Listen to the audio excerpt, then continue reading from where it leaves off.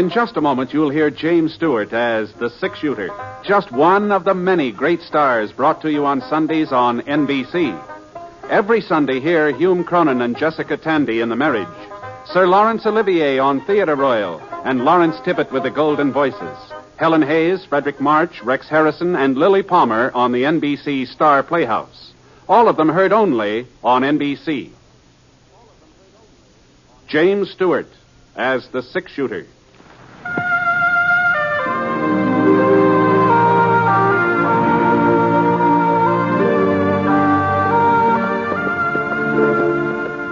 The man in the saddle is angular and long-legged. His skin is sun-dyed brown. The gun in his holster is gray steel and rainbow mother of pearl, its handle unmarked. People call them both the six-shooter.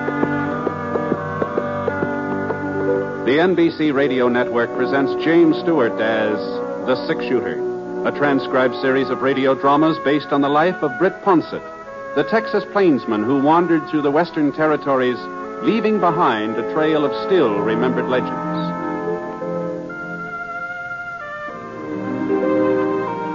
Now, in just a moment, immediately following this important announcement, you will hear Act One of The Six-Shooter. A lot of vacations start as a daydream and end as a daydream for lack of money. That need not happen to you. You can have extra money when you need it. Simply join the payroll savings plan for buying United States savings bonds. When your bonds mature, you'll get back $4 for every $3 you invest. And there's your extra money, your vacation, both guaranteed. Ask your employer about buying United States savings bonds through the payroll savings plan, and then join. Now, Act One of The Six-Shooter, starring James Stewart.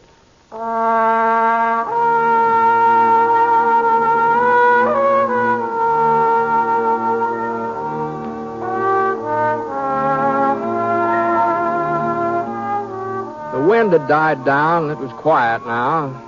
The only thing I could hear was the creek trickling away about 20 feet down from where I'd made camp for the night.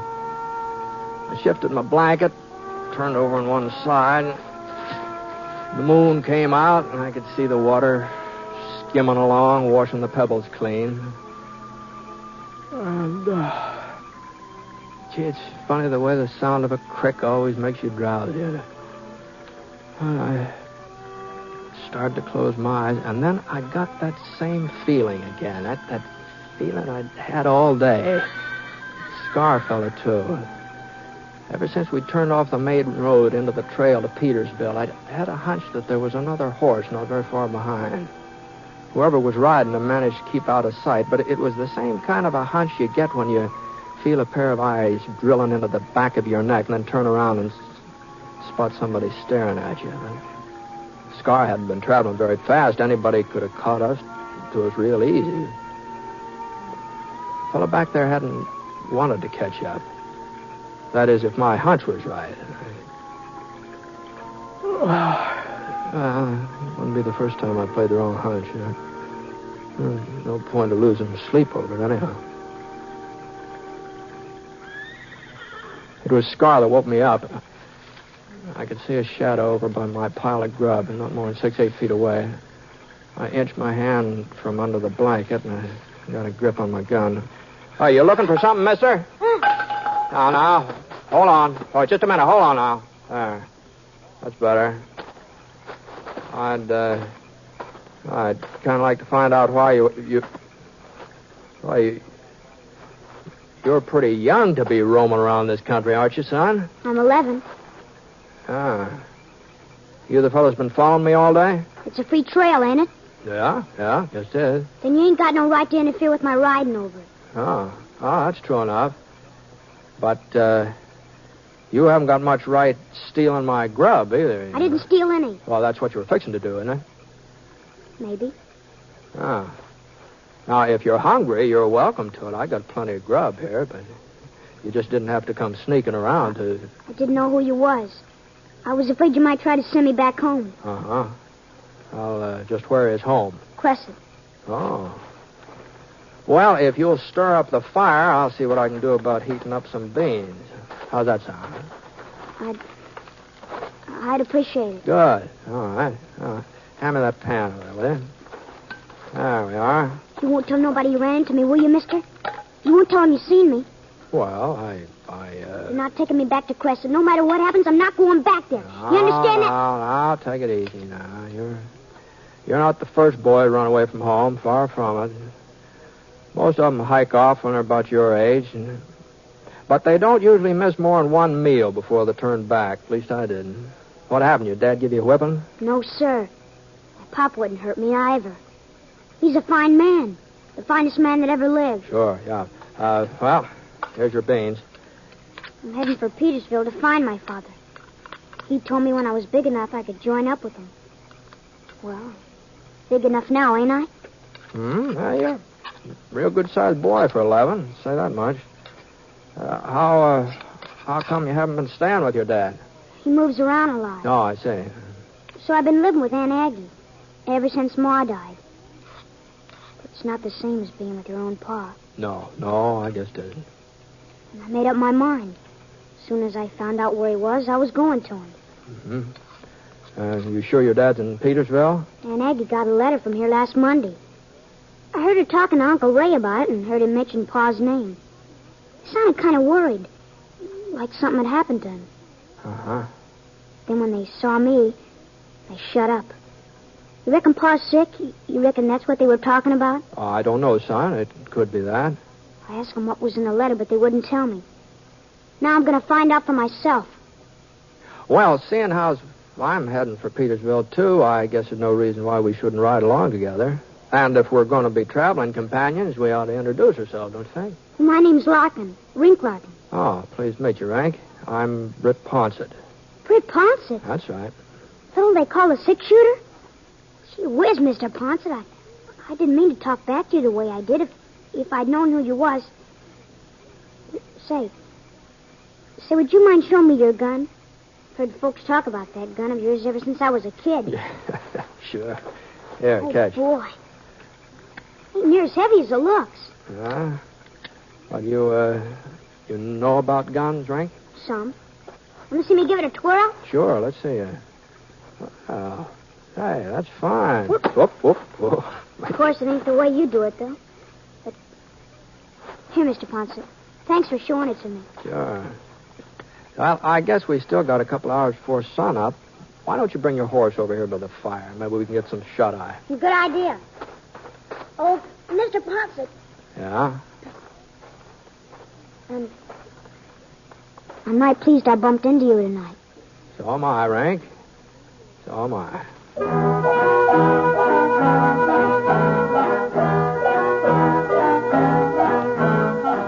We got an early start the next morning. That is, considering that it took me almost half an hour to get Rink awake and on his feet. It was about 4 o'clock when we got into Petersville. I'd been through that way for a couple of years, but the town, it hadn't changed much. But the only thing different I saw was a new livery stable and a fresh coat of green paint on the Jackson Hotel. Men playing checkers in the front porch, they hadn't changed at all. Except maybe their beards a little grayer. Of course, my hair wasn't exactly the same shade it used to be, you know. But that was from being out in the sun so much. At least that's how I figured. Well, we pulled up beside a yellow adobe building right next door to the hotel and climbed off our horses. Well, come on, Rank. Let's go inside and see what we can find out about your father. That's the sheriff's office. Mm-hmm. Sure, he'll know where he is if any... What's the matter, Rank? I don't like sheriffs, that's all. Haven't been giving you trouble, have they? Pa don't like him neither. Heard him say so once. He was talking to a friend of his and heard him say how he hated some sheriff. Oh, well, I don't imagine he was talking about Sheriff Jay. There's good sheriffs and bad sheriffs, like everything else. But most of them are good. Come on now, come on.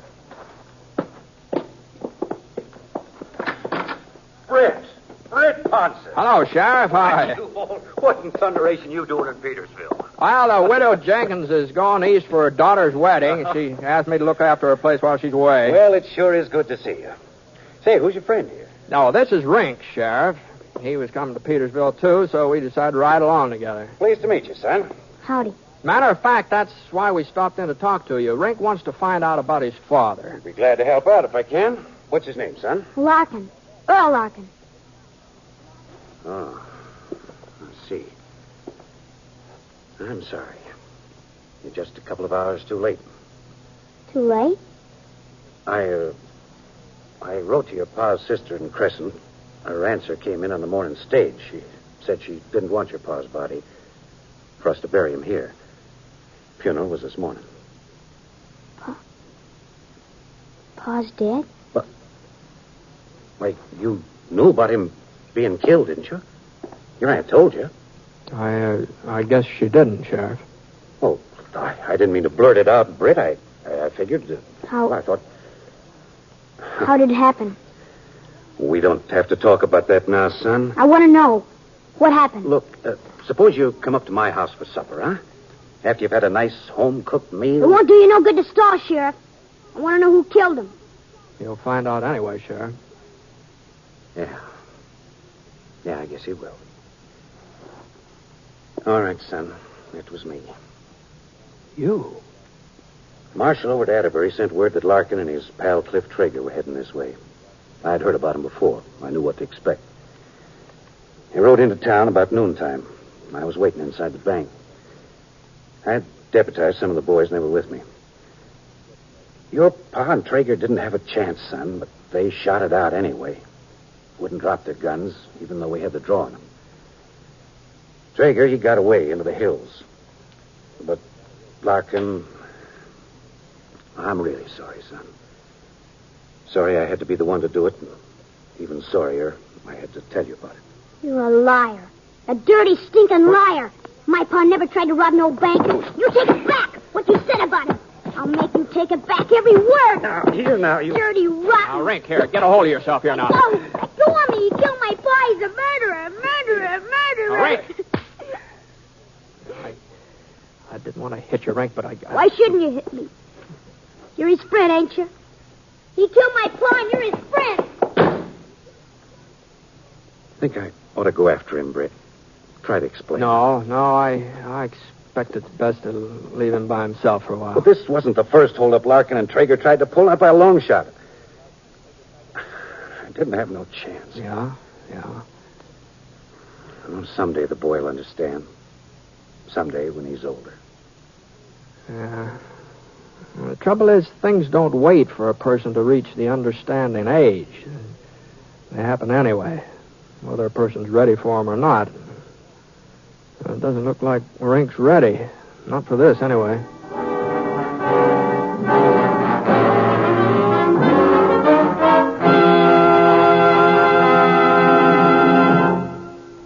We'll return to James Stewart as the six-shooter in just a moment. Monday night brings magnificent musical programs to the NBC radio network. It's an evening designed for restful relaxation.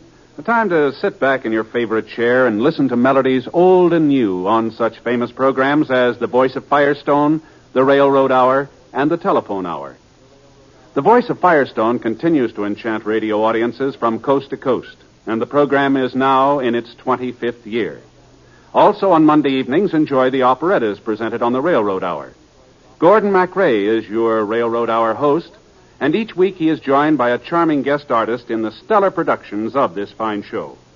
You'll also want to hear the Telephone Hour every week, as it presents the music of Donald Voorhees and the Bell Symphonic Orchestra and Chorus, as well as superb guest soloists. Listen Monday evenings on the NBC Radio Network.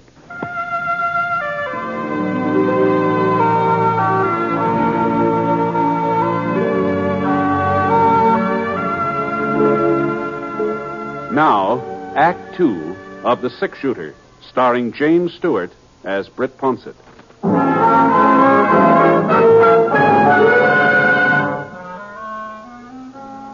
After I made sure of a room for the night, I started out looking for Rink. I had a hunch I wouldn't have a hard time finding him. There was only one cemetery in Petersville, a sloping hill west of town. Pines all around it and soft green ferns mixed in between the trees. Rink was there. sitting on his haunches right beside a mound of fresh earth. He wasn't crying, but his cheeks were streaked with wet dust where the tears had been. Oh, Rink. Say, if these things were your paws, I thought maybe you might like to have them here. You, want some supper? I'm not hungry. Yeah, well... You believe what the sheriff said, don't you? You believe he was right to kill Pa? Well, I wasn't there. I didn't see how it happened. But you're on his side anyway. Oh, people don't have sides, Rink, not on a thing like this. I do. I'm on Pa's side. He was a good man. Never did anybody harm, never. No matter what that lying sheriff says. Oh, maybe you saw your dad different from other folks. And that doesn't mean you're wrong. Maybe with you, he was different. I want to make it up for him, Mr. Ponsett. I'm going to get even with that sheriff. I will, so help me. Now, you listen to me. Let me alone, Mr. Ponsett. Just stop John and let me alone. All right. All right, Rink. Now, if you change your mind, you know where the hotel is, huh? Good night. I thought he would change his mind. I thought it'd get cold out there in a couple hours and he'd come sneaking into the hotel room, but he didn't. He didn't change his mind. I had the room all to myself. I didn't sleep very much, though. You know how it is when you're expecting something to happen, you sort of keep thinking about it in spite of yourself, and you just don't sleep very sound. Anyway, Yeah? Who is it? Me, Britt. Sheriff J. Oh, come on in, Sheriff. Oh, morning. Hope I didn't wake you. No, I wasn't asleep. I should have been up a long time ago, but hand me my boots, sir, will you? Oh, sure. Thanks. Thanks. Hey, boy's not with you. No. No, I haven't seen him since last night. Don't know where he went. Oh? Something the matter? Thompson's hardware store was robbed about 3 a.m. No money missing. Just a revolver and some bullets, as far as Brad Thompson can tell. Oh, I see. Got in through the back window. Found some boot prints outside. Small boots. Size a boy'd be wearing. Wait, you find anything else? Yeah. There's a pretty clear trail leading away from behind the store. Be real easy to follow. Almost as if the fellow who robbed the hardware store left the tracks intentional, so somebody'd come after him. What happened to that towel? Oh, here it is. It was the Larkin kid, wasn't it, Britt? Oh, it could have been.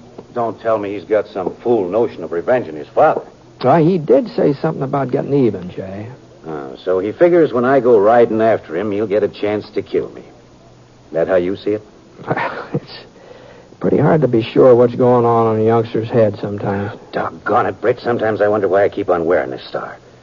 No matter what you do, it's wrong. Earl Larkin ain't the first man I've killed, not by a long sight. And he deserved it more than most. Killing him didn't end nothing. Just turned his kid bad. I guess I should have... Let Larkin kill you? Oh, no. You going after Rink? Oh, maybe the kid will come to his senses. When you're 11 years old and you get set on accomplishing something, you don't change your mind very easy, you know. What do you expect me to do, Britt? Go up in those hills and shoot it out with an 11-year-old boy? I got a son of my own. Ned's just about the same age as Rink. Oh? If Rink was covering me right now, there in that door, if I saw his finger starting to squeeze the trigger, I wouldn't be able to shoot. No matter what, I wouldn't be able to shoot. Where's his trail lead? East, over toward Skull Mountain. Oh, Widow Jenkins' ranch right over that way. I'm riding out to see her this morning. Well, I guess it doesn't matter whether I go after Rink or he comes after me. Might as well get it over with. That's what you think I ought to do, ain't it, Britt? Oh, no. No, not necessarily. All I was thinking was that if you did happen to decide to follow Rink, well, we could ride out together, part way at least.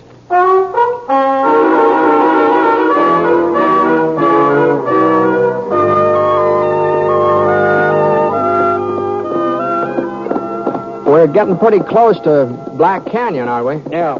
Yeah, it's only about half a mile.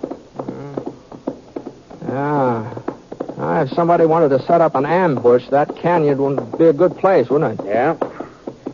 Well, here's the turnoff to the Jenkins Ranch. Huh? Oh, yes, yeah.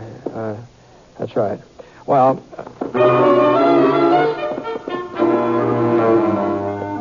Ma Jenkins wasn't expecting me before sundown, so I didn't need to turn off just yet. I could ride along with Sheriff J a little bit further. We were moving through Black Canyon now, rocks on both sides, plenty of cover for a person who wanted it. Rink's trail went right straight ahead. And that's why we didn't pay much attention to what was happening behind us. Not enough attention, anyway. I did hear something, a little scratching noise. By the time I turned my head, a barrel of a revolver was poked out through a crevice between two boulders. And it wasn't Rink who was holding the gun. All right, boys. What? And don't reach. Traeger! Told you not to reach. Next time won't be your hand. Who are you? Her name's Ponsett, Britt Ponset. Oh. Sure took your time coming after me, Sheriff. Were you waiting for somebody like the 6-shooter to give you a hand? I never thought you'd be fool enough to hang around. I give you credit for having good sense. I'd have been glad to move on, but my horse went lame on me. Besides, you put a bullet through my shoulder, remember? Just hold still, Sheriff. The wound is healed now. Okay, I'm out of the saddle. But don't hurry things. Come down slow, one at a time. You first, Ponsett. Your turn, Sheriff.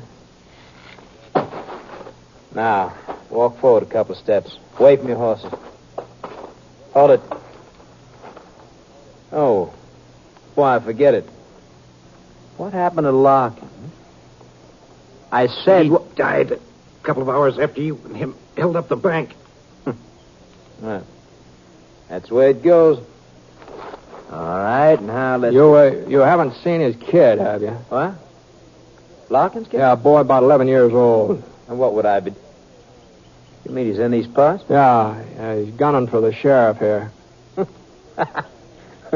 Sure takes after his own man, don't he? What do you mean, Traeger? Huh? Well, that was Larkin's trouble. Liked the gun too much. Oh? Sure. Wasn't so bad when we first teamed up, but after a while he wasn't happy unless he could start a gunfight. Ask the sheriff. You know how he was there at the bank. Now, if it had been up to me, we'd have given up when we saw he had us cornered, but not Earl. Anyhow... You might have been better off if you'd given up. No, not me, Ponsett. Earl, maybe, but not me. Anyway, he'd have been killed sooner or later. Fella's always blazing away. Someone's always going to blaze back at him. Uh-huh. Me, I'm different. I don't enjoy killing the way Earl did. Uh-huh. No, of that course, makes good. there's times when a man don't have no choice. Traeger... Like today, maybe. I gotta have a horse, and I gotta make a break out of these hills. Now, look, Traeger. Well, as I see it, there's only one way of getting a horse, and to making sure you boys don't follow me. Traeger! At least that's how I see it. So I guess it don't leave me much choice, does it?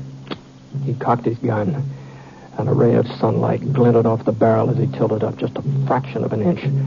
And then his trigger finger started curling back real slow, like he was playing with us, making us wonder which one of us.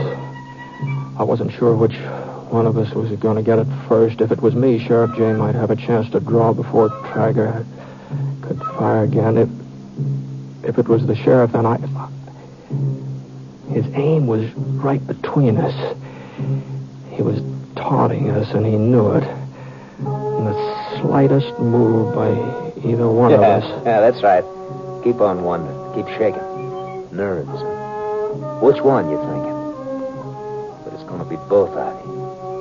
Because you're nice and you're close. And his trigger finger kept tightening. Slowly. And boys, it's going to be now. So... For a split second, Trigger just stood there, not moving. And then he fell down on his face. And I saw Rink rise up from behind a rock about 8 feet away. Rink! Hello, Sheriff. Mr. Ponsett. Hello, Rink. You... Holy mackerel, son. You sure turned up at the right time. You been hiding behind that rock all the time? You see me, didn't you, Mr. Ponsett? When I snuck up behind that rock? That's why you kept talking about Pa. I thought I saw somebody. Figured it might be you. Sure hoped it was. I'm glad I heard what he said, Mr. Ponsett. Otherwise, I'd never have believed about... I'm sorry I called you a liar, Sheriff. I'm sorry I tried to get you out here so I could... No, don't you worry about that, Rink. We're mighty grateful for what you did, both of us. You sure know how to handle a gun. Pa taught me. I still don't see how he could have been the kind of man who was also so good to me. Sure, Rink. Sure, I know. Well, sounds like Traeger's still got some life in him. Oh, yeah. Well, we better be getting him back to town. Come on, Rink, give us a hand.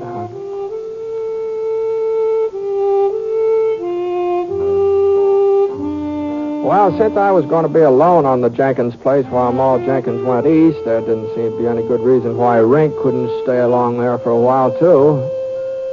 At least until the time for school to take up again. So I wrote a letter back to his aunt explaining things. She wrote back. She didn't seem to have any objections. But somehow, reading between the lines, I got the feeling she kind of missed that boy, Rink. And, well, it wasn't very long before he began to miss her, too.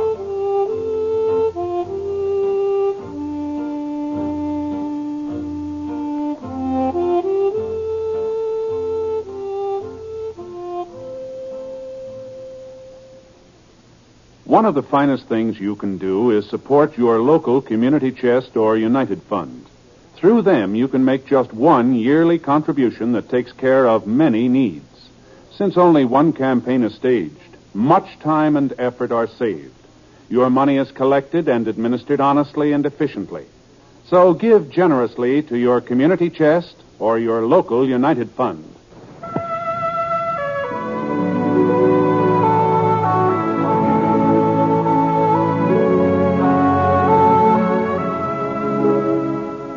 The Six Shooter is an NBC Radio Network production in association with Review Productions. It is based on a character created by Frank Burt, and the transcribed story is written by him. Mr. Stewart may currently be seen in the Universal International picture Thunder Bay. Others in the cast were Sammy Ogg, Russell Thorson, and Tony Barrett. Special music for this program was by Basil Adlam, and the entire production is under the direction of Jack Johnstone. All characters and incidents were fictitious, and any resemblance to actual characters or incidents is purely coincidental. This is Hal Gibney speaking.